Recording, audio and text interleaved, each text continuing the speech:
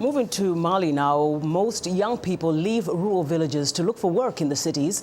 This exodus can have devastating effects on the social fabric of remote communities, leaving the elderly and children behind, struggling to produce enough food. But in this report from the International Fund for Agricultural Development, young people are returning to their villages because of a new project that is providing job training and employment opportunities. A year ago, this young Malian, Diallo Haroun, returned home from the Ivory Coast. He lives in the village of Gourma Rousse in the desert just south of the River Niger. People here are farmers, but in recent years, drought and conflict have resulted in reduced harvests and a mass exodus. And not just in Gourma Rousse. Until recently, most of northern Mali's young people were migrating to cities and neighbouring countries, such as the Ivory Coast, Niger and Ghana, which has had a devastating impact on communities here, leaving villages and towns like Diallo's populated largely by children and the elderly.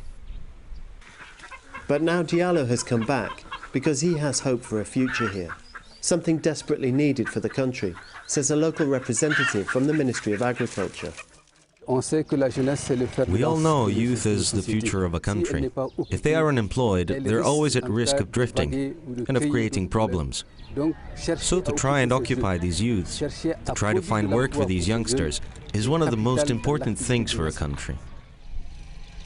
Shortly after returning to Mali, Diallo heard about a government project created to do just that. Supported by the UN's International Fund for Agricultural Development, the project offers training and work opportunities to local youth. Diallo bought a motor pump and was helped to develop a small business growing fodder, which he stores and sells to his neighbours. I've managed to feed our animals, and we can put some to one side in a storehouse. Then, at a certain time, I sell it. So with that money, I can cover all our needs. For many young people here, the chance to earn a living is reason enough to come home and stay. 5 years ago, nearly all of these young people would have left.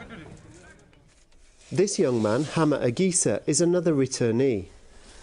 He was recently trained as a builder during the project's construction of a new irrigation system, which links the River Niger to his village. The impact for me, as head of a family with children, is that now I have animals, a house, and work tools. So for me, I'd have to say it is going well. And as more young people find employment, the local economy also benefits. But in the end, it's the presence of the young people themselves that spells hope for Mali's future. Our thanks to the International Fund for Agricultural Development for that story on Mali.